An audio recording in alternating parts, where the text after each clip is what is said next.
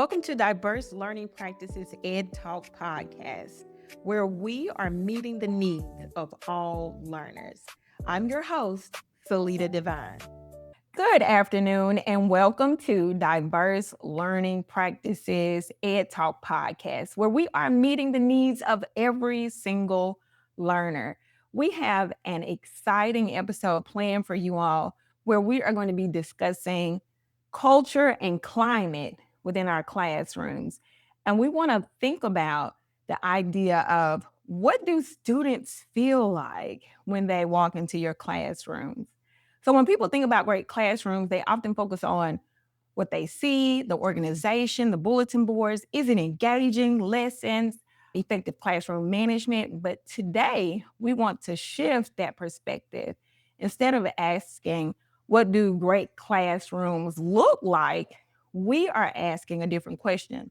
What does a great classroom feel like to students? Does it feel safe? Does it feel challenging? Does it feel welcoming? Do students feel like they belong? Because long before students remember the lesson, they remember how they feel. And we have a wonderful guest with us today to help us explore what do great classrooms feel like to students through the lens of culture and climate. So you all help me welcome Miss Brittany Broadwater. And Brittany, she Well, is going to take a hello. moment and she's going to just introduce herself before we dive into this conversation. First of all, thank you so much for having me as a guest. I am honored and I am so excited about this opportunity, especially to discuss a topic that is just so near and dear to me. So, thank you from the bottom of my heart for this invitation. I am Brittany Broadwater, also known on some platforms as just Brittany Nicole. I have been in education. This upcoming year will be my 16th year in education. I've served in various roles from teacher to literacy coach, Mhm. interventionist, and now I am an assistant principal at the high school level. So that is who I am in a nutshell. Education has played a huge role in my life. So I'm just excited to be here to discuss culture, climate, building relationships, and all the things. Absolutely. And I selected Brittany for this particular conversation because this is just a natural gift of hers. She has a gift of making people, students, whoever she comes in contact with, just feel welcome, feel settled, feel like they are important. And so, of course, that has transferred over into her walk with education in all of the capacities that she has mentioned. So, make sure you have your notepad. This is our topic, and you're going to have plenty of opportunities to take some notes because we're going to be discussing instructional practices for this particular topic. So, I want to start, Brittany. When you think about an exceptional classroom as it relates to culture and climate, when you walk into that classroom, or even when you think about your own classroom, what are three things that you notice in a classroom that truly has authentic culture and climate that impacts student learning? Absolutely. I think there are a number of things that are indicators of a classroom that has a very powerful and welcoming culture and climate. First of all, let's just be clear about the difference between the two. Culture is it's one of those things that's built over time. You don't just establish a classroom culture overnight. It takes literally months, weeks, months to establish that culture, whereas climate is just the day to day. Someone walks in, students walk in, how do they feel when they come into your space? So that's the first thing to take a note of. So, one of the things that I look for is just that student teacher relationship. Mm-hmm. Do students feel comfortable with their teacher? Mm-hmm. Because students are spending more time with their teachers than they do at home. So, have there been relationships established? That's the first thing. And you can always pick up on that. When Okay. students feel safe, when students are asking questions, they're not afraid to be wrong in their answers to those questions. That indicates, okay, there's a good professional relationship between the student and the teacher. So Absolutely. that's one thing that I'm looking for in a classroom. And another thing, I think collaboration. What are students doing? Are they able to collaborate with one another? I think that the difference is a lot of times just that rigid atmosphere. You Yes. don't want that in your classroom. You want Hmm. students to feel safe. You want them to feel like they're able to talk to their peers and problem solve together, have deep conversations and discussions together on topic, of course. Are students able to collaborate? Are those relationships present? And then also, I pay attention to routines and procedures. Absolutely. Are there certain things in place? Let's pretend I come into your classroom in March. Nobody should ask, okay, how do you want me to do this? Or how, unless it's something new being introduced. Hmm. And even then, when I was in the classroom and when I'm coaching teachers, certain things should almost everything should have a procedure or routine in place for it. Hmm. So, as an example, if you're working in groups, if students are working together in centers, they're working in groups, they're doing a station rotation, I would have explicit instructions posted on the board. So Hmm. students know, hey, I want you to do XYZ. If you finish early, I want you to do XYZ. Take a look at this enrichment menu over here and pull from one Hmm. of those activities. If I'm working with students, ask three before you ask me. I want them to feel safe to collaborate amongst each other, to problem solve amongst each other. And those are things you can just readily pick up on. Do students know how to throw something away?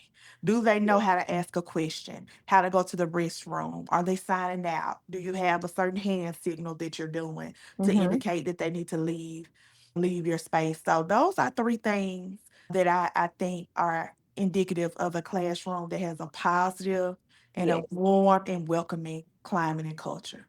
Absolutely. And I love that you threw out those tidbits. As I said to our listeners, I hope you are jotting some of those things down. And I do want to go to the idea that you said something about a rigid atmosphere. And then you just mentioned how it should be warm and inviting. And that's one of those things that is really based on the teacher's attitude or the teacher's tone sometimes sets that type of atmosphere Absolutely. where students feel comfortable. They're happy when they come into your classroom. It's not like, oh no, here we go, and this is going to be Absolutely. horrible. She's going to be fussing all the time, and all these other things that sometimes make students really feel miserable in that Miserable. classroom. And so when what you just gave us was the idea of making sure that you have procedures in place in addition to making sure that we are just working on that tone even as we have those procedures in place. Absolutely. I think that it's important to note that you can balance love and empathy with accountability. It's okay to, have a high expectation, Mhm. enforce that high expectation, express that high expectation, but also realize that you're teaching humans and not robots, you know. Exactly. Absolutely. I love that. And so we have teachers who are planning sometimes for hours about the lesson implementation, their standards, and so many other things that teachers do have to think about when they're in the classroom. But we do have teachers who sometimes never sit and take the time to plan for their culture and their climate. So let's just imagine if you were talking to a new teacher or maybe a veteran teacher, what are some things you would tell them, or how would you tell them to intentionally plan for the first day of school as it relates to culture and climate? Wonderful question. I think when you're starting that planning process of what do I want my classroom to feel like? What do I want students to experience when they come into my room? Hmm. The first thing is this. I always had do this activity where I ask teachers to close their eyes Hmm. and envision, if you don't have children, envision that child in your life who means so much to you. It can be a niece, a nephew, a cousin, Hmm. it can be a former student, but you envision that child and you envision that that child is sitting in the back of your classroom. Hmm. I'm doing For it now, you Brittany. just Yes. envision it. Mhm. Just envision it. Now, for me, I have my person in mind, and for years I have done this activity just with, not only with teachers, but I reflect in my teaching practice, and I consider my person in the back of their classroom. And Mhm. every day I deliver instruction that's suitable for my person. So Yes. it's important to just go into a space thinking of that because I just to go with that, I remember when I first expressed the desire to teach, I remember somebody saying, "Okay, why do you want to teach?" I said, "Oh, I love children." Mhm. And she asked me, "Well, what are you gonna do when those children don't love you back? Are you still Mm. gonna enjoy teaching? Are you?" Right. Absolutely. Yes. But when you are in the thick of it, you really have to be intentional about so much. So just sitting down with the teacher, that would be my first thing. Mhm. What would a classroom look like if your cousin, your niece, your son, your daughter, your grandbaby was sitting in the back of the classroom? What would instruction look like? Would it impact Mhm. how you deliver instruction? That's the first thing. As they're envisioning that, let's consider just the day-to-day things that we're doing in the classroom. What are some things that we're gonna do? Okay, if now I'm assuming this is a first year teacher. Mhm. Students have to throw things away. Okay, how would you like that to be done? Some teachers don't mind students just getting up, tossing trash, coming back to their seat. Mhm. They don't mind as long as students aren't playing around with other students. Okay, turning in homework. A student has been out sick or suspended 3 to 5 days. How do you want them to catch up on their work? Leaving the classroom, entering the classroom, your morning routine, just the beginning of the class. What do you want that to look like? So we're writing or typing these things down, and together we're coming up with the procedures for these things because all of these things are things that have to be taught. Mhm. Despite the grade level, they have to be taught and practiced at minimum with intention the first 3 weeks of school. Yes, absolutely. You're teaching them all throughout the year and enforcing them throughout the year, but you wanna spend at least 3 weeks really driving home your expectations, your routines. What does it look like? So classroom routines and procedures, being very intentional about Mhm. outlining those things in the beginning, considering that. Um and even thinking about, and I think we've had this conversation off script before, but even thinking about difficult students, how are you Yes. going to address misbehaviors? How do you want students to handle conflict? Mhm. Do you want them to feel free to just step outside the classroom or they need a second? Is there a signal that you would like? Is there a sign out? What do Mhm. you want that process to look like? So I really think spending time with those procedures and those routines, actually outlining those before school starts. I think that Yes. that's important. I also would even in that, I would also prompt the teacher to think about celebrations. A lot of times we talk about consequences the consequences of breaking my rules, not meeting my expectations. This is what happens after school detention, parent phone call home. Mhm. Some teachers, especially the lower grades, they do point systems and things of that nature. But actually thinking through, what does it look like when you have that quiet student turning in their work, answering questions, participating, A or B student? What does it look like for that student when you want to reward them for doing something? Or even a student who does not score well in your classroom, but they are respectful, they're answering questions, they're Mhm. meeting your expectation, they're participating, they're helping their peers. What does it look like to reward those students? So that's something that they need to consider.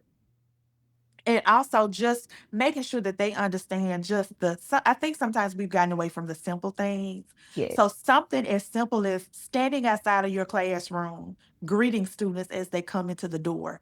That is huge. Years ago, I used to know the actual data, the actual research with that Mhm. practice. I have forgotten, but there Mhm. there's a huge impact with teachers standing outside their classroom. It impacts classroom management. It impacts the misbehaviors and things that can take place in transition. It is a powerful practice, and it's So are one. you saying, Brittany, that principals aren't just making teachers stand outside the door just because? Absolutely Put not. something to that. Absolutely not. I think that it's twofold. I think that Mhm, that teacher presence in the hallway is important. mhm, It kind of keeps down a lot of things. But I also believe in the power of just building those relationships because as students are coming in the door, hi, Selena, how are you? How's class going today? How you feeling? How's your mom? You told me your dog was sick. How's your dog? Is he better? Those are just quick conversations that we're having, and it makes children feel seen, mhm. loved, and heard. I Oh, love that. she remembered my dog was sick. Yes, So that absolutely. matters. And that kind of segues right into the next question that I had for you about building relationships. Because sometimes teachers don't understand that that management piece or that culture piece or that climate piece might be off because of the lack of the effort of building the relationship. And I have coached and worked with teachers who really do not always understand exactly how to do that. And they've even gotten feedback on their observation forms like you need to build relationships with your students. And I can remember a teacher asking me, how, what do you mean, how do you do that? And so you just gave us one way to build relationships with students, and that's just simply as standing outside the door, making connections with those students before they actually walk into your room, kind of notating and letting them know that they are seen, heard, and loved. Do you have any other practical strategies if a teacher were to ask you, well, how do I do that? You've already given us one. Do you have a few more? Absolutely, absolutely. As you said earlier, this entire topic has just been near and dear to me, and I tell you this, it has truly made the difference in my career. So I'll be happy to share some more with you. Another one that comes to me immediately when you asked, in the beginning of the year, I was always intentional about calling parents. If I Mhm. had 85 students on my roll, I would call each of those parents, even if I didn't get them, I would send a message and or leave a voicemail. Hi, this is Miss Broadwater. I'll be teaching Tony English 2 this year. I'm just excited about this journey. I wanted to introduce myself. I'm just calling to let you know it's a pleasure to have him in my classroom. I look forward to teaching him. Leave something positive. Say something positive. In doing that, you've made a connection not only with that parent or guardian, but guess what? They're gonna tell Tony, "Hey, I talked to Miss Broadwater today, and Uh, she said she's so excited to teach you." That is just a powerful practice, and it's twofold because mhm. not only am I building that relationship with you on the front end, my first phone call with you was not a negative phone call. My first phone call with you was something positive, introducing myself and let you know how excited I am to have your child in my classroom. That's powerful for both. And so making those positive phone calls home, even throughout the year, that is that is powerful. And now some teachers just don't feel comfortable doing that. And for those teachers, I usually provide a phone script so That's that when they good. can when they call, it removes the fluff, straight to the point. Use this script if you don't feel comfortable, because some people don't. Mhm, and I think too, Brittany, with that, because I work with a lot of especially novice teachers and sometimes veteran teachers as well who do feel uncomfortable calling home and calling parents. And I think you said something in addition to the script, but being proactive about calling and not necessarily waiting until there is an issue. Yes, But every parent loves for you to talk about their baby and how they're doing, and they're doing well. And so we just have to make a point to do that early on and consistently. And I agree with absolutely. you, that does help with that culture. Absolutely. And then what also it helps when I do have to make a negative phone call. That's right. That parent, that guardian remembers, wait a minute, she Mhm. has my child's best interest at heart, because the other couple of times I've talked to her, they've been positive communications. So you can't lose with contacting parents. That's That's one. right. Another thing, a lot of times teachers have game duties, but as a teacher, I found joy in going beyond my duty. Example, your school may mandate that you serve one game, you help at the concession stand one game out of the semester or what have you. But for me, I found joy in showing up to my students' games, If they Mhm. played football, they ran track, or they sang in a choir, whatever it was, for them to look in the audience or look in the stands and see their teacher, that meant a lot to them. And they knew then that my passion or my love for them went beyond instruction. It's comprehensive. I care about the whole child. So I think Mhm. that that's one way. If you can sketch out some time in your schedule, everybody's schedule is different. But if you can sketch out some time to support your students outside of the classroom, I think that that's powerful. Um, and also just simply having conversations with your students. You may sketch in some time in your instructional schedule where you have brain breaks. Yeah. If you have a 90-minute class, we know that Mhm. we're gonna lose them at some point if we don't embed maybe and it could be a 2 to 5 minute brain break. But hey, and I'm very intentional about what we're doing. Hey, for these 2 to 5 minutes, you can do X, Y, and Z. While they're doing that, I'm walking around having conversations. I'm really engaging my students beyond just the content. Yes, I want to absolutely. know. I want to know who you are. I want to know how I can. What are your plans for the future? How can I assist beyond English? Absolutely. Those are beautiful. So it sounds like to me if Miss Broadwater was my teacher, if I were so lucky, she has given us several different ways that she would show her students, me, that she cares about me. So she said, just greeting me at the door, calling my parents when things are going well. So immediately I'm going to begin to feel like she must really care about me, especially she showed up at my game. And Absolutely. then on top of that, she's walking around and she asked me what I like to make or whatever it is. And so now as a student, I truly feel like this teacher cares about me.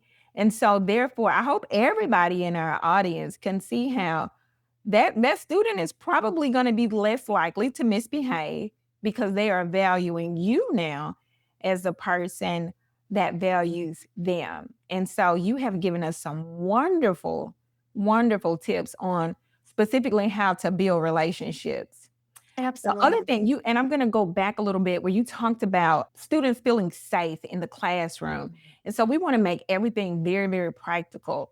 Feeling safe when they are asking questions or making mistakes or sharing their thinking. What are some practical strategies? I can think of one, but I want to hear what you're going to say about how to actually accomplish that as a teacher. What are some things that you can put in place in your classroom where students do feel safe to respond?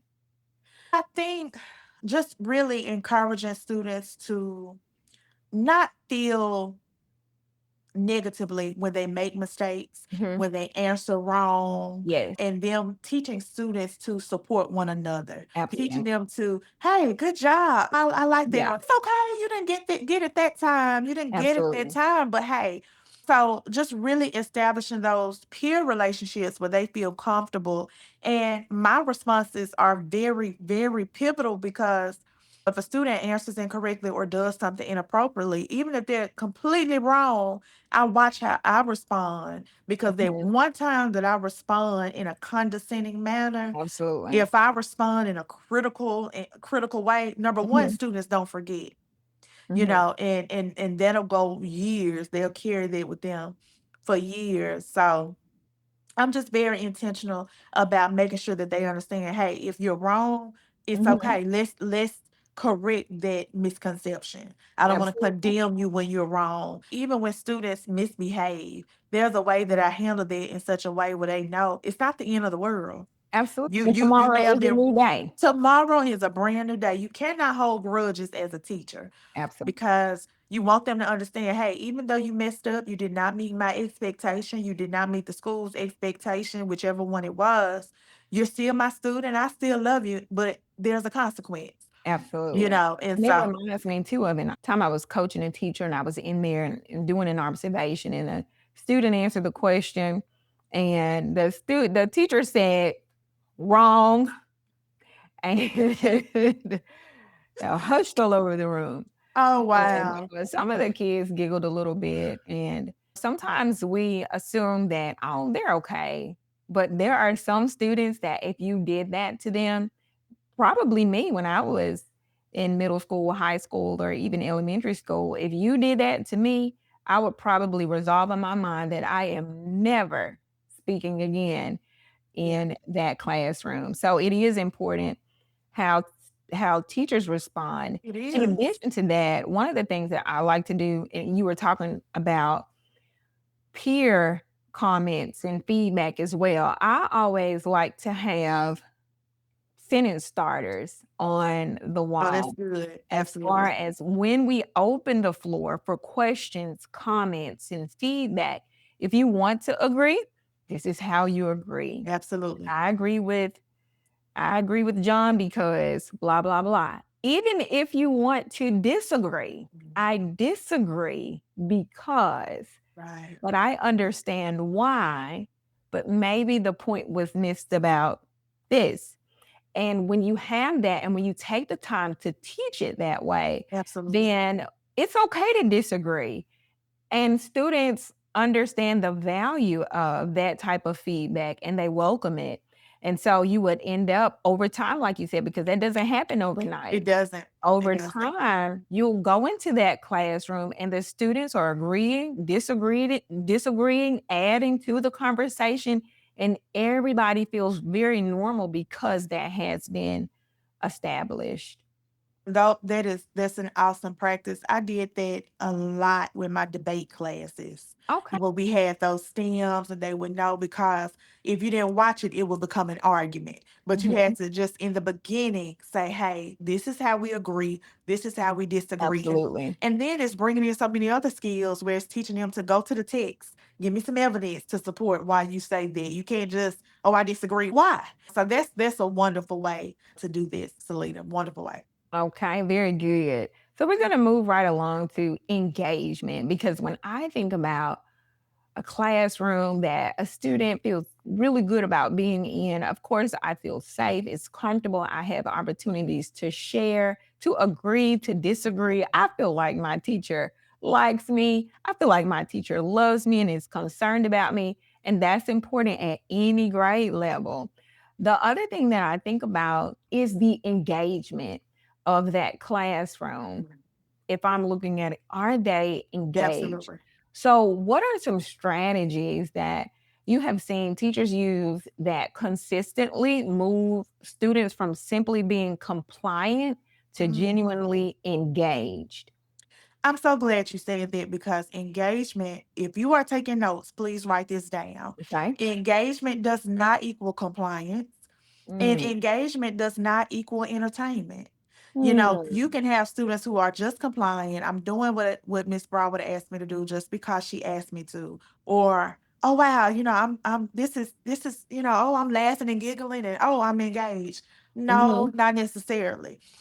So I think that in order to get students engaged, first of all, there has to be some thought put behind it.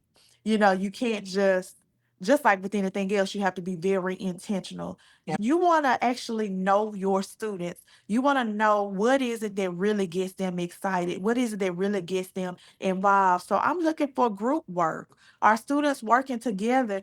And not only am I just putting them into groups and expecting the best outcome, I'm being intentional with that. I need a scribe. I need someone to present. I need someone who's challenging the group. You're giving them certain roles to play so everybody knows you play a part in this group. There's no such thing as there's a group and only one person is doing the work. No, because Absolutely. before we introduce that group assignment, roles are posted, their responsibilities are posted. We've talked about it. You know the expectation in your group. So I'm looking for that collaboration. As I stated earlier, collaboration is a huge component when I walk into a Mhm. classroom. I don't want to see a lot of sit and get. Students just sitting taking notes, the teacher lecturing. No, Absolutely. and so I think that is huge. Group work. Also, some hands-on stuff. Just like I said, not just taking notes, filling in the blanks, just the mundane thing. We really want to see them. Let's do some higher level learning. We want to see them Absolutely. take the content that I've delivered to them and actually show me that you understand it. Maybe you're creating something. Maybe you're putting together some type of presentation or you're writing something, which is a huge way to see if they really get what you're giving them. So I want to see students collaborating. I want to see them actually showing what they know. Mhm. I don't want to see students seated all the time. Every time I come in your room, they're seated in rows and just no. Let's put some anchor chart paper up. Let's have them moving around the room, gathering walks and Absolutely. chalk talk activities, things that actually that they're thinking and they're going beyond just talking. Show me what you know. Get out of your seat. Let's move around. Not just floating around the room having a good time. As I said earlier, I don't want to see that you're just being entertained, but you are intentional about spelling out the expectations of these activities and students understand what they're doing and why they're doing it. Absolutely. And I like what you said. Students are thinking. And when I think about engagement, that's one of the key things that I think about. Yes. They are thinking through the processes, utilizing the standards that you have gone over and taught them, and they are excited about Yes. the work that you have put before them or the design of that particular lesson. And Yes. that's what engagement is about as well. And I also think about one of the things that teachers can do, because Miss Broadwater and I, we're both ELAs. I think about offering students choice. And Yes. so what can that look like? If we're talking about central idea or if we're talking about perspective, whatever it is, if I have done possibly interest surveys or I know what their professional goals are, because we both taught high school. So we are going to utilize the standard that we have explicitly taught them, but they get to choose an article that is related to their specific interest or their specific goals. So if they're interested in doing nursing, they're going to find an article about that. If they're interested Yes. in sports, they get to find an article about that and complete the same work. So student choice, Yes. knowing your students, knowing what they like and Mhm. incorporating that into the design of your lesson can be. Absolutely, absolutely, and I'm so glad you mentioned that because as you were talking, the 2 things that popped up to me as it relates to student choice, Mhm. just them having the autonomy to actually show mastery of the standard. I thought about student choice boards. I'm sure you've done them in your Absolutely. classroom as well. Student choice boards, you can be creative with those. I've done some where it's like a tic-tac-toe board and they have to choose 3 horizontal, vertical, or diagonal to do, but it's something related to the standard. It's not just busy work or That's something right. fun necessarily. And then I think about the enrichment menu. Mhm. Somehow I mentioned that earlier, but actually giving students a choice of things to do that are relevant to the standard. It's not a cookie cutter. Everything is not cookie cutter. Hey, when you finish this, everybody turn to page 22 and do Mhm. notes. No, actually giving them some options so that Yeah, they can show and even you. exactly, and show you through maybe a method of their choice. So, again, you can do a PowerPoint, you can do a storyboard, you can do a video, but the criteria is the same, but your delivery may be different. It can be music. And so now I am learning this standard, and hopefully I'm getting to the depth and the rigor of that standard, and I'm more engaged in it because I have an opportunity to engage in it in a fashion that suits me as a person. Absolutely. That's Okay. good. That's Yeah. good.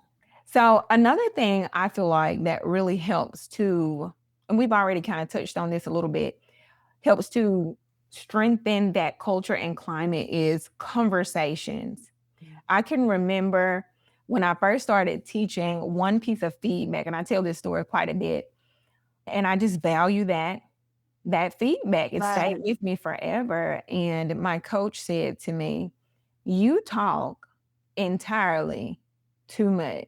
We have all made that mistake. Yes. And so it's too much teacher talk. Yeah. It's too teacher centered. Yeah. And I, over the years, that's just a piece of feedback that I took. And I really, it took me a little while to get it. Yeah. But a few And it years does. later, another a person came into my room and they were observing and they said, "Wow, you are really comfortable letting your students do most of the discussion in your classroom. And it was powerful It discussion. is. Yeah. And so discussions can be incredibly powerful or they can be completely chaotic. And Yeah. so when we specifically think about if there's anything to add, because we did talk about some of these a little bit, or you can just reiterate them. When you think about that, what are some routines and expectations that really help to have productive conversations that are done in such a fashion where students are able to go in depth? Absolutely. First of all, thank you for sharing that moment that you had with your Mhm. coach because I think so many of us have had that conversation with someone. And I think at the root of that, it's Yes. just Go ahead and it tackle it's just control. it. Mhm. It's you really are not comfortable with relinquishing the control to your students. A lot of teachers that I've coached, maybe there were some issues with classroom management. Maybe there was just they felt most comfortable with having the reins on their class, on their students. Hey, if I'm in control and I'm talking and they're taking notes or they're doing something independently or whatever that I've given them while I'm talking, that I Mhm. feel comfortable and I feel in control. When in actuality, speaking from an observer's standpoint, when I come into your classroom, I'm not really looking to see what you're doing. Because one thing that I've heard in my career, I can't remember who said it or if I read it somewhere, but when you walk into a space, you can always tell who knows the most because Mhm. it's the person doing the most talking. Mhm. And so if I come into a classroom and the teacher is doing all of the talking, I know you know it. I would hope you know Right. it. And Exactly. so I want to hear from the students. So I think that's very powerful. And perhaps someone who's listening has that issue as well. But Yeah. relinquish that control. Relinquish that control and let students have those conversations. So if I want to do that, I'm a new teacher. Or maybe I'm a veteran teacher and I've never really felt comfortable doing that and I want to learn. My first thing, like you said, goes back to what we discussed earlier. Set the expectation. Mhm. Tell, like you mentioned, the stems, Yes, absolutely. the sentence starters, where students know, hey, if you struggle, do this. I used to do Socratic seminars all the time Mhm. where students would come together. You have the inner circle, the outer circle, those who are discussing, the others are writing down questions and but Absolutely. they have the question stems and everything they need Mhm. to be successful. And so really outlining this is what I want to hear. These are some things that I want to see going on in your discussions. There are some you don't have to recreate the wheel. There are some textbooks that actually give you I wanna say it was I Read It or somebody a while ago, they had those discussion yeah, they were, Course cards. yes, discourse cards, Mhm. that's what they were, and there's so many resources out there, you don't have to recreate the wheel, and we're living in an age now of AI, so if there's something you're getting ready to introduce a standard, if you wanna just have these stems prepared per standard or Yes. however you want to do it. You know you're going to introduce a new text, and I'm talking not just the English teachers, any subject. You know you're going to introduce a new text, a new standard. Then you already have front loaded those questions and things to Absolutely. help those students, especially if they struggle with just conversing about things on their own. Give them Absolutely. those starters. Just promote that discussion because those are going to be two of your biggest implementations, those discussions and writing. So making sure that they feel comfortable doing those two things, but definitely getting them to the Right. point where, hey, if you're struggling, here's some resources to help you. And I like that you said that, and I kinda come in and said, "Go ahead and say it and make it Yeah. plain," and you mentioned and the idea of control, and that's Yeah. why sometimes classrooms are teacher-centered, and to Yeah. add to that, sometimes I think it is a lack of understanding of your Mm. standards in some cases, Okay. because in order to really relinquish that control, I have to be very, very comfortable with the standard and or the text and or the Absolutely. content, whatever it is, in order for me to release that rein. Sometimes Absolutely. I or a teacher may not, and I when I did struggle with that, it was like I don't want to open the floor too much because they may take me somewhere and it may be a little too difficult for me to bring it back. But the Yes. more that I understand the standards and I'm looking at my standards navigators and different things like that, the more I understand that standard at the different levels of low, medium, high, the more comfortable I feel with relinquishing that conversation and being able to guide and facilitate where I want that learning to go. And I'm so glad you mentioned that because I think that that's another way to build relationships with students. The power Mhm. of I don't know. Yeah. The power of saying, you know what, Johnny, that's a great question. I don't Mhm. really know the answer, but let's figure it out together. And in that moment, I'm Googling or I'm reading and I'm trying to, and I think that students respect that more then you just pretending like you know everything or you really haven't gotten to that point where you feel comfortable expressing. So I think that's a beautiful place to be as well. Yes, do your research. Yes, Mhm. learn and kind of know what you're going to talk about, of course, before you deliver it to students. But in the moment that a student asks something that you don't have the answer to, Yes. hey, let's figure it out together. You see what Mhm. you can find. I see what I can find. That's powerful as well. And it does help build relationships with students. Absolutely. So I want you to think about a teacher that you've had the opportunity of coaching and they were not where they needed to be as far as culture and climate. After you coached them, you were able to notice some sort of turnaround, whether it was minor or major. What were some things that changed and what lessons can teachers learn from that? That's a really good question. That's a really good question. I would say after coaching a teacher, for one, I think that having that instructional schedule, Mhm. having those routines and procedures in place. Yes. I have coached teachers before where, hey, maybe there was a classroom management issue, but after coaching you, I help you because I'm not telling you necessarily. I want Mhm. you to get to that point where you can see for yourself. Oh, so Right. I'm asking all the right questions to get you to see, wait a minute, Timmy started acting up, but you had the bell ringer on the board for 13 minutes. He had finished in 2 minutes. Most of the class was finished in 2 minutes. They were bored. And so they started to act out, helping them understand that every minute counts. Again, reflecting on your person in the back of the room. Are you giving a quality lesson? And so I think the biggest ahas for teachers that I have coached may have been in the routines and procedures. Well, Absolutely. we had some issues with that lesson because I didn't know where you were going. The students were lost. I was lost. What was our goal of the lesson? Mhm. And so getting them to the point where they can see, you know what? I didn't really stress what I wanted from them. Because what I've learned about students, they're going to do what you let them do, but they're Mhm. also going to do what you tell. They're going to do what you tell them to do. So if you Exactly. say, "Hey, get in a group and talk about XYZ for," okay, if that activity goes on for longer than you expected, did you set a Mhm. timer? Yes. Did you establish a goal for that group activity or their discussion? What did you want them to produce at the end of the timer? So Absolutely. I'm a stickler for that instructional schedule, those routines and procedures. And then also don't major in the minors. I had someone tell me that early on in my career. If you are wasting your time with don't do this and sit down and don't do that, that means Mhm. you have not clearly communicated your expectations. Exactly, And and I what was working with I'm sorry for no, go ahead, go ahead. I was working with some teachers today, and one of the things that I told them was that for the most part, I try to never speak negatively over my classroom, Yes. ever. Yeah. I'm going to speak to the Yeah. positive. So if someone is slouched over in their chair, I'm going to go right next to them. Thank you so much for being in your learning position. Thank you so much for Yes. having it. And that is a part of culture It because especially is. starting out, just don't do this, like you were saying, don't do this, don't do that, turn around, da, da, da.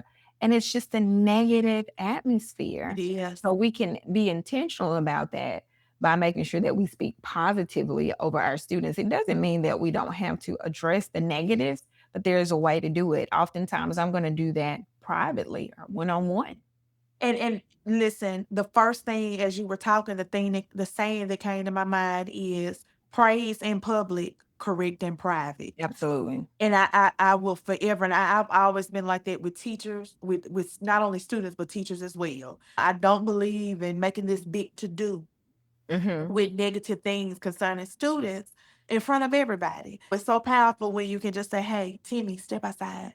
And then Yes, when you get him by himself, "Hey, I need for you to think about how you're doing XYZ, the that's gonna make expectation." Timmy feel very respected as well. It's Timmy. Absolutely. Mhm, Absolutely. And so that is powerful. You're standing at the door and you glance in the room and only 3 of 20 students are doing your bell ringer. mhm. Okay, number 1, we need to reiterate the expectation, but then number 2, "Hey, Timmy, thank you so much for doing your bell ringer." Absolutely. If you have a ticket system or a point system in place, that's a Mhm, wonderful time to say, "Hey, Timmy, Nicole, and Celeta, come get your tickets," or 10 points for doing and some people think to themselves, "I shouldn't have to do that. I shouldn't have to reward them." But no, you do have to do that. As a teacher, you have to reward whatever you want to see. You have to reiterate it. You have to reward it. You have to praise it yes. because you're gonna see. And if you notice when you say that at the door, the 17 who weren't doing the bell ringer, They a didn't few of do them, it. most of them are gonna. Oh, wait a minute. Let Like me. magic. It's like magic. So that's a beautiful thing. I always keep it positive. I always Absolutely. keep it positive. And it kind of reminds me too, and we're about to close out soon, but teacher efficacy, which Mhm. is basically the belief system that the teacher has about their ability to really impact the students that they serve, which kind of lends itself to their mindset about the students that they serve as well. And that also has a direct connection to culture and climate. For example, if I have a teacher and I have coach teachers who, as we're discussing a plan of action, the conversation very quickly becomes what students Oh, didn't do, what students won't do, what yes. students cannot do. And instead of listening to the ideas and or the strategies, there's a focus on What they can do. all of the things that they and we just have to be very careful of that because I do believe that the way we think about our students directly impacts the culture of that classroom. And so Absolutely. it would be a tragedy. Like you said, think about your own personal children or that loved one that you have in your life. Yes. And they are about to walk into a classroom of a teacher who has already decided Mhm. that the students cannot do this work or they won't do it or they're lazy and all of that stuff. Yeah.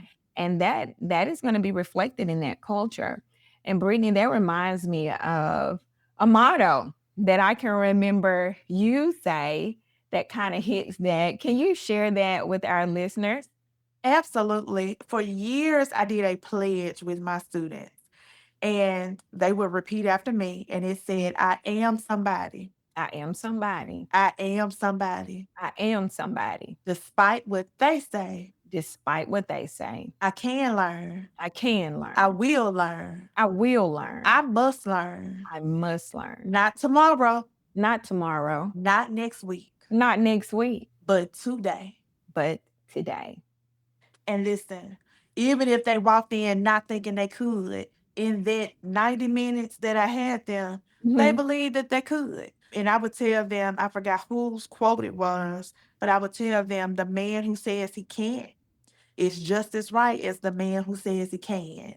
And so, whatever you're speaking out of your mouth, it's a dangerous game to play as a teacher to Mhm. speak negatively over the lives of our students. Yes. And so that high expectation has to be there. And if it's not, listen, I challenge you to just do the work Mhm. because there are some students who may not work in this classroom, but they come and they work over here. Why? Because the expectation is that you're going to work, you're going to learn, you're going to participate. True. And it's one of the reasons, if you're a new teacher, please write this down. I had a teacher tell me early in my career, stay away from the teacher's lounge. And I Mhm. never understood that. But I learned throughout my career that sometimes, not all the time, sometimes the negative talking about students and what they won't do, a Mhm. lot of times it's taking place in the lounge or wherever the teachers are gathered. And Right. so when teachers are coming to tell me, anybody come to tell me something negative about one of my students, hey, let me find out for myself. because you if you don't watch it, it'll get into you. Mhm, And mhm. before the year has started, you already know, hey, Timmy, he's coming to me next year, and I heard XYZ. No, shut it down. I'm not interested. Absolutely. Mm-mm.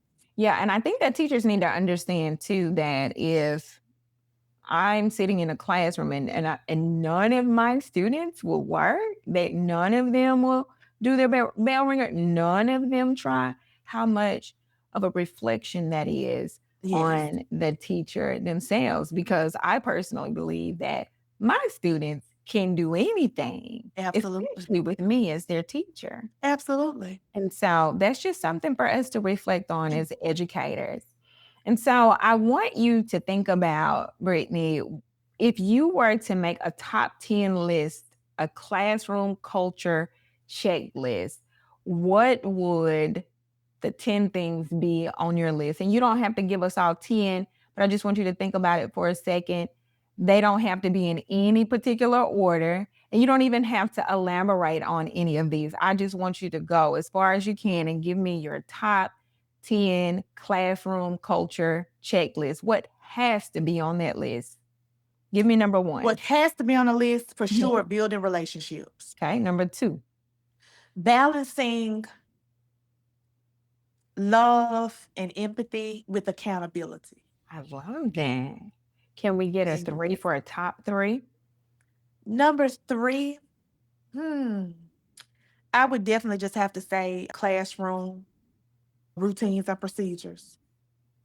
Okay. Very good. Very Stressing good. those. Yeah. There's so Very good. many. It's so hard There's to so narrow many. them down. But I think that those are three very important ones. If you leave anything else off, you cannot leave those off. Okay. All right. Wonderful.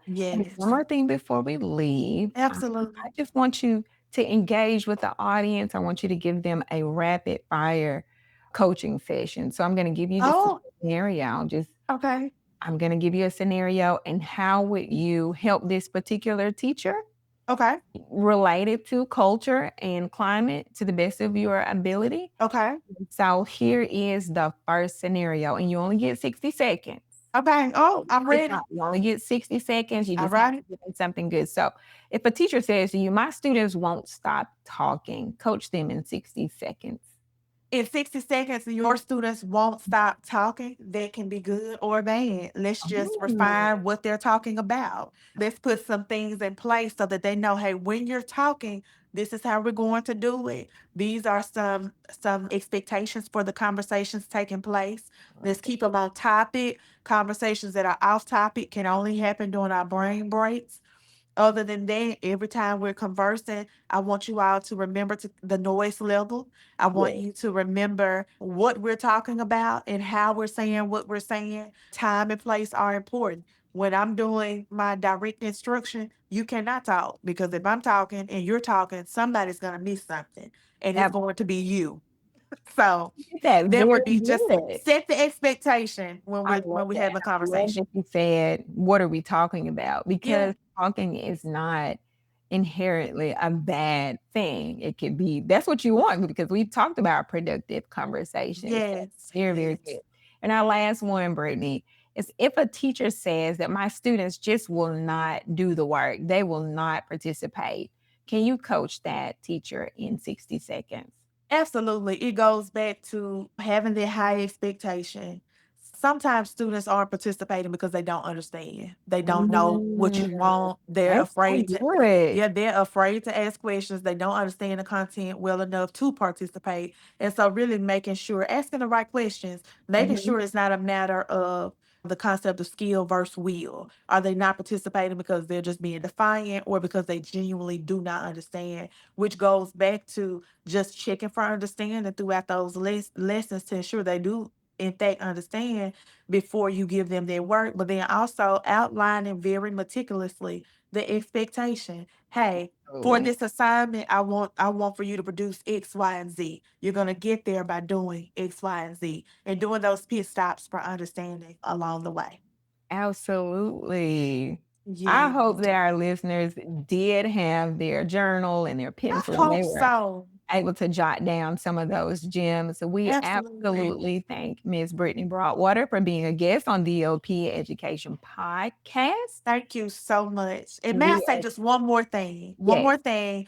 Not, thank you again for the opportunity. I love talking about this topic. It's just so I just love it. So thank you.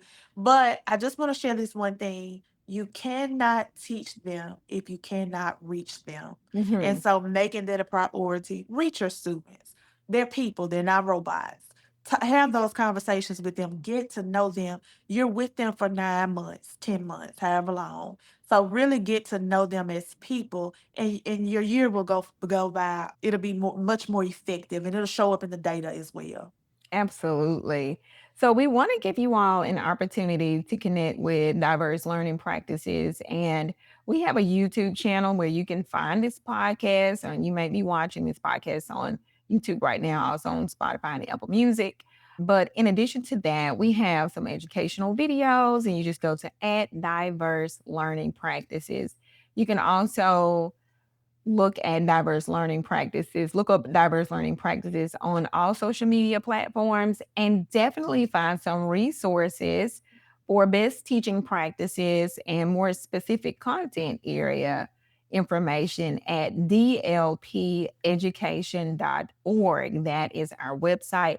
And I do want to throw out that we will be having for this 26-27 school year some free educational Zoom calls, and we will have our first one on the third Monday of August. And so, again, go to our website so you can find out more information about that. And I am also going to give Brittany an opportunity to share how you all can get in contact with her. You know what? I take so many breaks from social media, you guys. So I do apologize. But on most platforms, I am just Brittany Nicole. So right now, I'm currently on TikTok. So, but if you need to reach me via email, BrittanyBroadwater@gmail.com. Absolutely. Again, Brittany, thank you so much for being with us. Thank you so much. Thank you. And thank you all for listening. Absolutely. Thank you for tuning in to Diverse Learning Practices Ed Talk podcast. Don't forget to follow and share. Until next time, keep teaching, keep growing, and keep making a difference.